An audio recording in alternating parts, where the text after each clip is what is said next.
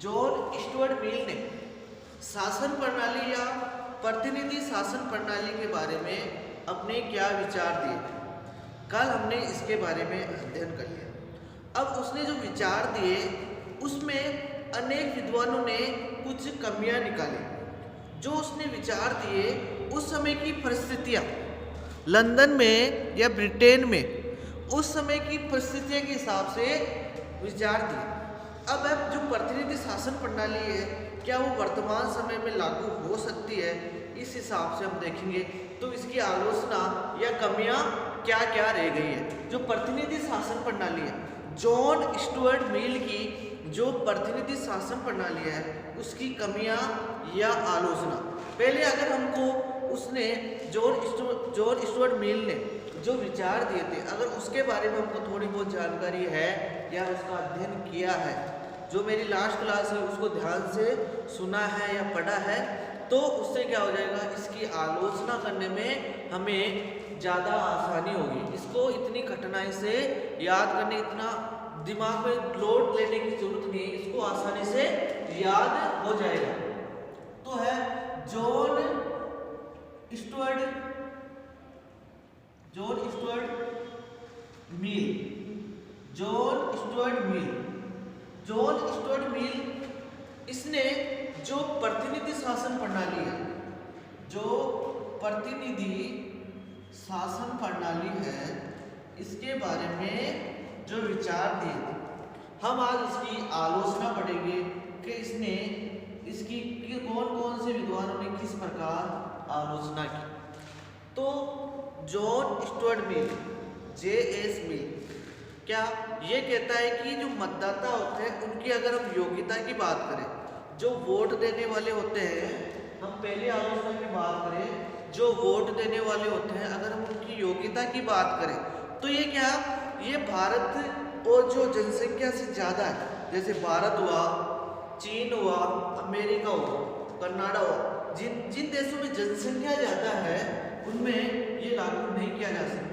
और सबसे ज़्यादा महत्वपूर्ण बात यह है कि जहाँ पे जनसंख्या तो ज़्यादा है ही है और वो देश विकासशील देश है, अर्थात उन देशों का अभी विकसित देशों में नाम नहीं आया है, वहाँ पे गरीबी, भूखमरी, शिक्षा के साधन कम है, या जहाँ पे गरीबी ज़्यादा है, भूखमरी ज़्यादा है, बेरोजगारी ज़्यादा है, लोग पढ़े लिखे कम हैं, तो वहाँ पे ये कहता है कि वहाँ पे जॉन स्टुअर्ट मिल की शासन प्रणाली को हम नहीं अपना सकते।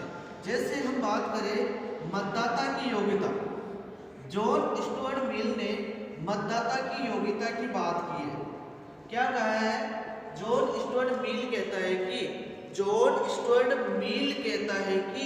वोट उन्हीं को देने चाहिए या वोट देने का अधिकार उसे ही होना चाहिए जो क्या हो, जो थोड़ा बहुत पढ़ना जानता हो, थोड़ा बहुत लिखना जानता हो। क्या कहता है, जो थोड़ा बहुत पढ़ना जानता हो, क्या कहता है, थोड़ा बहुत पढ़ना जानता हो, थोड़ा बहुत लिखना जानता हो, थोड़ी बहुत गणित की जानकारी रखता हो।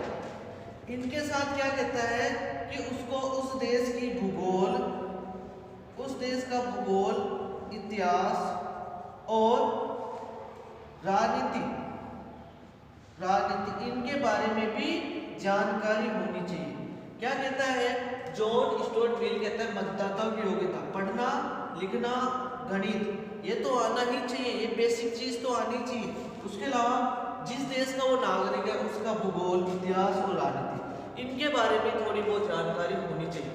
अगर ये भारत के संदर्भ में बात करें, अगर ये भारत में लागू करते, इस जो योग्यता की बात है इसको अगर हम भारत में लागू कर दे तो कैसे होगा। इसको भारत में लागू कर देते, भारत में क्या इतने लोग पढ़ना जानते हैं, लिखना जानते हैं, या ऐसे लोग हैं जो गणित की जानकारी रखते हैं। अगर मान लो किसी को राजनीति आती है तो इतिहास के बारे में जानकारी नहीं है, अगर इतिहास के बारे में जानकारी है तो भूगोल के बारे में जानकारी नहीं है, तो ये कहते हैं कि भारत में संभव नहीं है। अगर ये भारत में लागू कर दे तो लगभग कुछ लोगों के हाथ में ही मत देने का अधिकार होगा। जितने नेता लोग चुन के जाते हैं उतने ही लोग वोट देंगे, तो ये भारत में लागू नहीं किया जा सकता।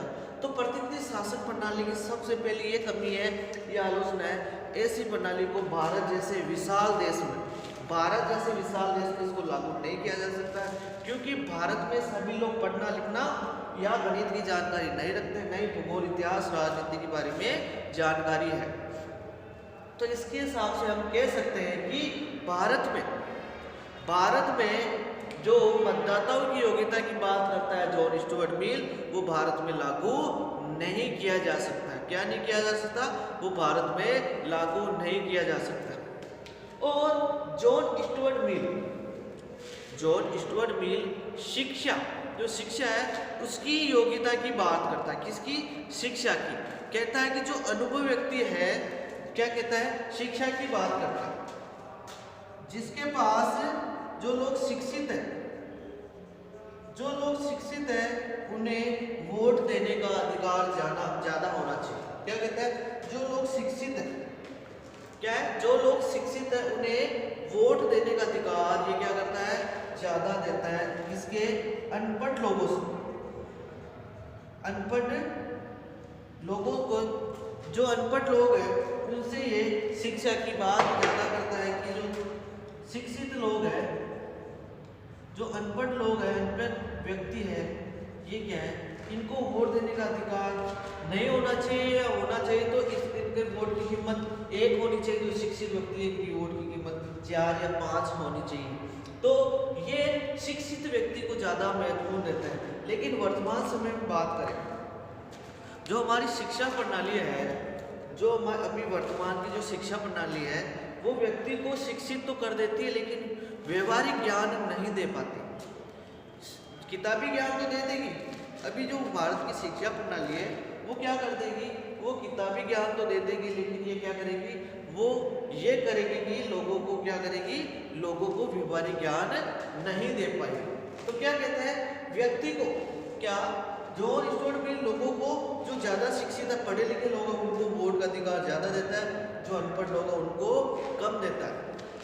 तो इस हिसाब से हम देखें तो वर्तमान समय में ये क्या हो सकता है? ये वर्तमान समय में ये संभव नहीं है, क्योंकि अभी किताबी ज्ञान ज़्यादा है, व्यवहारिक ज्ञान नहीं है।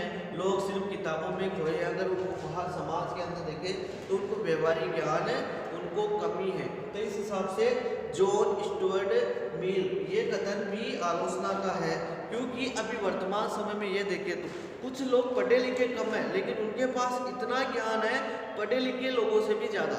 हमारे जो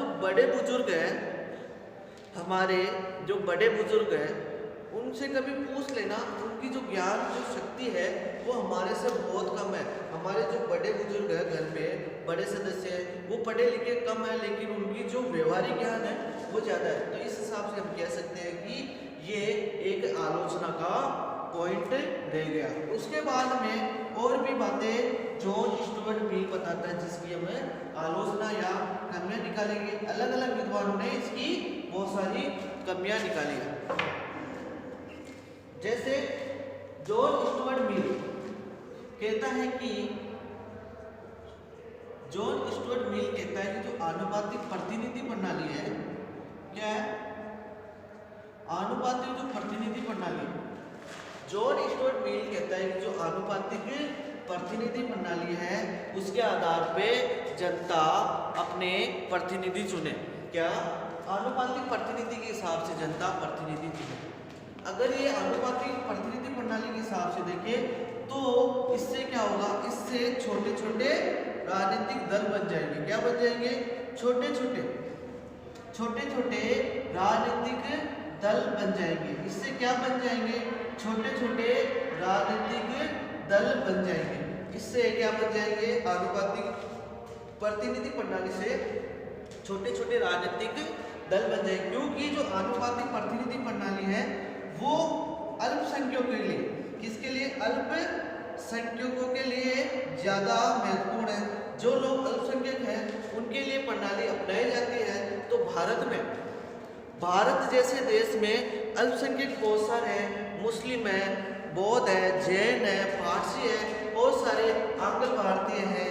और इसके अलावा जो अल्पसंख्यक है, इनके अलावा जो व्यापारी वर्ग है, मजदूर वर्ग है, किसान वर्ग है, ये अपने अपने हिसाब से प्रतिनिधि खड़े करेंगे। तो बहुत सारी पार्टियां बन जाएगी। अगर बहुत सारी पार्टियां बन जाएगी तो लोगों को 50% + 1 इतना बहुमत चाहिए सरकार बनाने के लिए, तो कोई भी सरकार नहीं बना पाएगा। छोटी छोटी पार्टियां मिलकर अगर सरकार भी बना ली और कोई पार्टी नाराज होगी तो सरकार वापस बिखर जाएगी, विघटन हो जाएगा।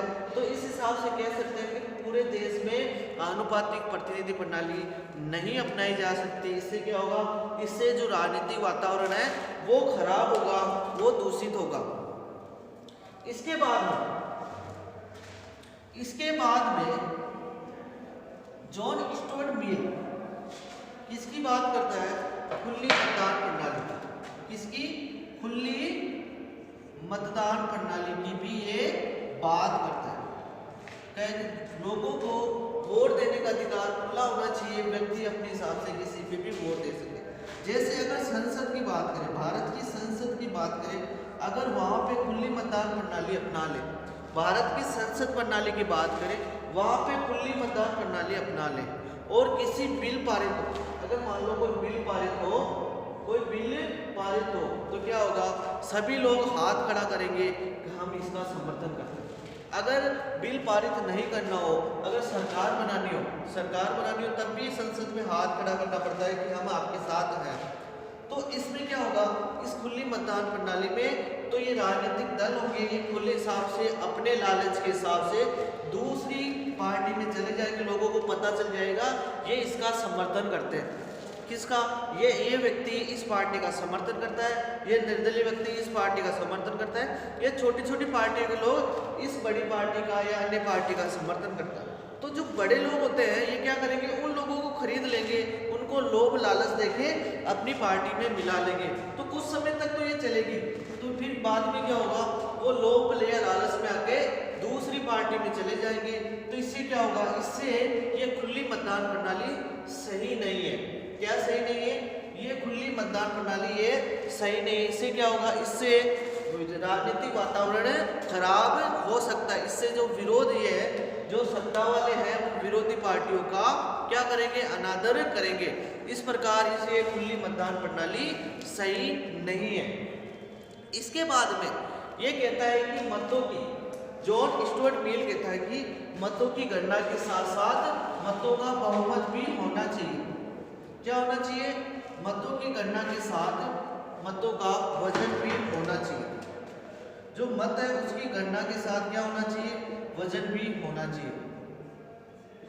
मतों का क्या होना चाहिए, मतों का जो मतों की गणना होती है उसके अलावा वजन भी होनी चाहिए। लेकिन ये वर्तमान समय में संभव नहीं है।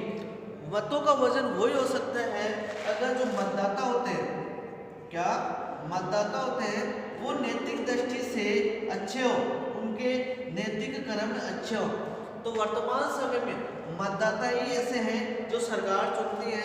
अगर मतदाता नैतिक दृष्टि से अच्छे हैं तो जो चुनाव में जो खर्चे होते हैं वो इतने नहीं होते। अगर मतदाता कहते हैं हम तो 1 रुपया नहीं लेंगे, जो चुनाव होते हैं, जो गांव में देखना सरपंच के छोटे चुनाव होते हैं, उसमें क्या होते हैं, सरपंच वाले कुछ पैसे देके या रुपए देके क्या करते हैं, उनको अपने पास बुला लेते हैं, अपने खिलाफ नहीं जाने देते, उनको पैसे का लालच या लोभ देके क्या कर लेंगे, अपने पास खींच लेंगे।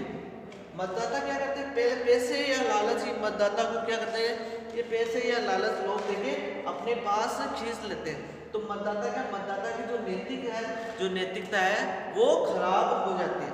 क्या हो जाती है, मतदाता की जो नैतिकता है वो यहाँ पे कैसे, अगर वो पैसे लेके वोट दे तो मतदाता में वो नैतिकता नहीं है। तो क्या कहा जाता है, इस वजन की गणना, मतों की वजन उसको इसी हिसाब से गिना जा सकता है जिसमें व्यक्ति में या मतदाता में क्या हो, नैतिकता हो। क्या हो, व्यक्ति या इस मतदाता में क्या हो, नैतिकता हो। अगर वो नैतिक हो, वो स्वार्थी नहीं हो, और क्या करे, ये राजनीतिक दल है, अगर इनको समाप्त कर दिया जाए तभी ये संभव है।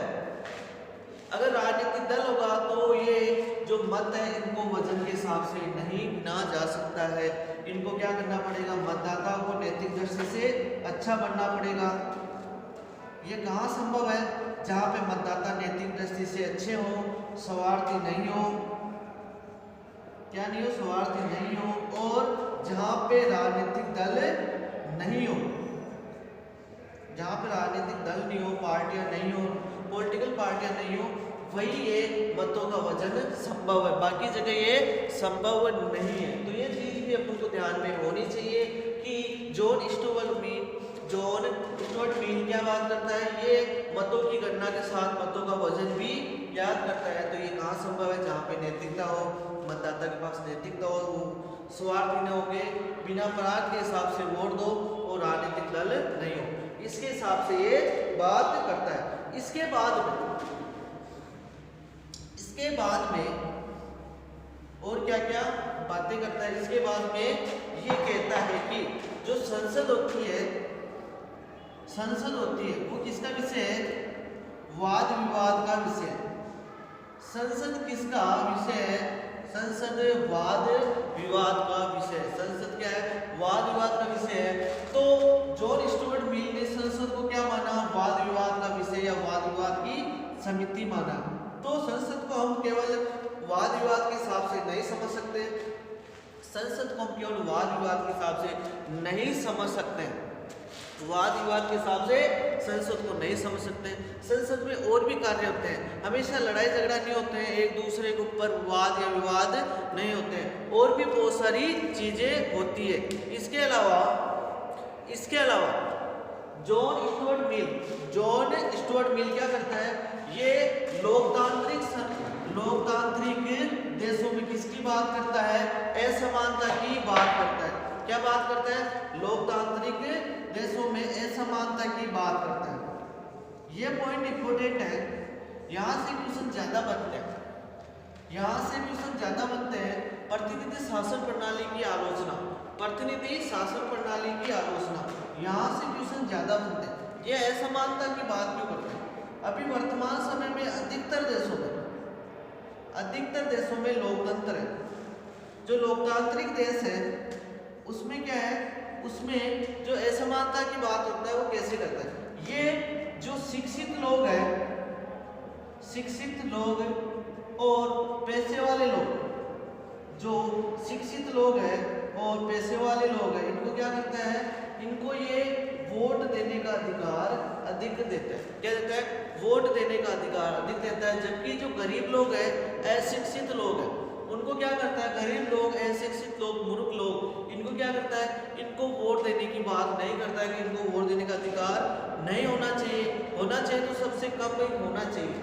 अगर ये बात लोकतांत्रिक देश में संभव नहीं है, क्योंकि लोकतंत्र का जो आधार होता है, लोकतंत्र किस पे टिका होता है, लोकतंत्र ये टिका होता है कि सभी व्यक्ति समान होंगे, हम सभी व्यक्ति का सम्मान करते हैं, सभी व्यक्ति को हम बराबर समझते हैं। तो क्या कहते हैं, जॉन स्टुअर्ट मिल ने लोकतांत्रिक देश में असमानता की बात की है, जबकि जिस देश में लोकतंत्र है वहां पे हमेशा समानता की बात की जाती है। किसकी बात की जाती है, समानता की। सभी व्यक्तियों को समान रखा जाएगा। क्या रखा जाएगा, सभी व्यक्तियों को समान रखा जाएगा। तो इस हिसाब से हम कह सकते हैं जॉन स्टुअर्ट मिल ने, जो शिक्षित लोग हैं और संपत्तिशाली लोग हैं, इनको तो वोट देने का अधिकार देता है, लेकिन जो अनपढ़ लोग हैं, मूर्ख लोग हैं और गरीब लोग हैं, इनको वोट देने का अधिकार नहीं देता है। लेकिन ये लोकतांत्रिक देश में संभव नहीं है। तो सबसे बड़ी कमी यही है इस जॉन स्टुअर्ट मिल की कि ये लोकतांत्रिक समाज में असमानता की बात करता है। किसकी बात करता है, असमानता की बात करता है। तो ये तो था प्रतिनिधि शासन प्रणाली की आलोचना, मुख्य आलोचना। तो ये हमने अध्ययन किया। तो एक बार देख लेते हैं कौन कौन सी आलोचना के बारे में बात करता है। तो जॉन स्टुअर्ट मिल कौन कौन सी आलोचना की बात करता है। तो ये जो मतदाता होता है, पॉइंट बता रहा हूँ, ये याद कर लेना या लिख लेना। जो मतदाता होते हैं, इनकी योग्यता, मतदाता की योग्यता की बात करता है। तो ये वर्तमान समय में संभव नहीं है, ये सबसे बड़ी कमी है। मतदाता की योग्यता संभव नहीं। क्या मतदाता की योग्यता ये वर्तमान समय में संभव नहीं है कि भारत जैसे विशाल देश है, वहाँ सभी लोग पढ़े लिखे नहीं होते हैं, सभी लोग को भूगोल, इतिहास और राजनीति के बारे में जानकारी नहीं होती है। तो इस हिसाब से हम कह सकते हैं कि जो मतदाता की योग्यता है वो वर्तमान समय में संभव नहीं है। क्या नहीं है, वर्तमान समय में संभव नहीं है। और जो है मिल क्या करता है, जो शिक्षा है, शिक्षा के हिसाब से वोट देने की बात करता है। क्या करता है, शिक्षा के हिसाब से वोट देने की बात करता है। जो अनुभव व्यक्ति होते हैं वो ज्यादा अच्छे होते हैं। अनुभव व्यक्ति शिक्षित व्यक्ति से, क्या, शिक्षित व्यक्ति से अनुभव व्यक्ति अधिक श्रेष्ठ होते हैं। दूसरा पॉइंट ये लिखना, जो शिक्षित व्यक्ति से अनुभवी व्यक्ति क्या होते हैं, अधिक अच्छे होते हैं या श्रेष्ठ होते हैं। तो ध्यान रखना, जिसके पास अनुभव ज्यादा है लेकिन शिक्षित व्यक्ति है, दोनों में से ज्यादा श्रेष्ठ कौन होगा, अनुभव व्यक्ति है। तो दूसरी आलोचना में ये लिखना, शिक्षित व्यक्ति से अनुभवी व्यक्ति ज्यादा क्या होते हैं, ज्यादा श्रेष्ठ होते हैं। जो तीसरा पॉइंट है, तीसरा आलोचना वो करता है आनुपातिक प्रतिनिधि। आनुपातिक प्रतिनिधि संभव नहीं। क्या नहीं है, आनुपातिक प्रतिनिधि से राजनीतिक दल अनेक बन जाएंगे। राजनीतिक दल अनेक बन जाएंगे। क्या, आनुपातिक प्रतिनिधि से राजनीतिक दल अनेक बन जाएंगे। इससे क्या होगा, राजनीतिक वातावरण गंदा होगा। इससे क्या होगा, राजनीतिक वातावरण गंदा होगा। जो राजनीतिक वातावरण है वो क्या होगा, वो गंदा, वो क्या होगा, राजनीतिक वातावरण वो गंदा हो जाएगा। इसके अलावा जॉन स्टुअर्ट मिल किसकी बात करती है, खुला, किसकी बात करता है, खुला या खुली मतदान प्रणाली। खुली मतदान प्रणाली सही नहीं। क्या है, खुली जो मतदान प्रणाली है वो सही नहीं है। इसके बाद में ये मतों की क्या करता है, मतों की गणना सही है, वजन सही नहीं है। अगला पॉइंट है, मतों की गणना सही है, वजन सही नहीं है। तो इसके बारे में भी ये बात करता है। जो संसद है ये इसको वाद विवाद की समिति नहीं माना जा सकता।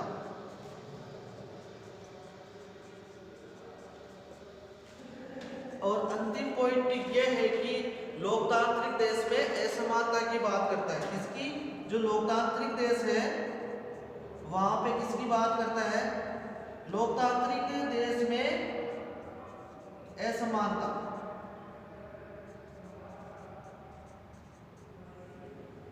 लोकतांत्रिक देश में असमानता की बात करता है। लोकतांत्रिक जो लोकतंत्र के देश है उसका आधार ही समानता है। तो ये प्रतिनिधि शासन प्रणाली की प्रमुख आलोचनाएं थी। इनके बारे में अध्ययन जो हमने आज किया। इसके बाद में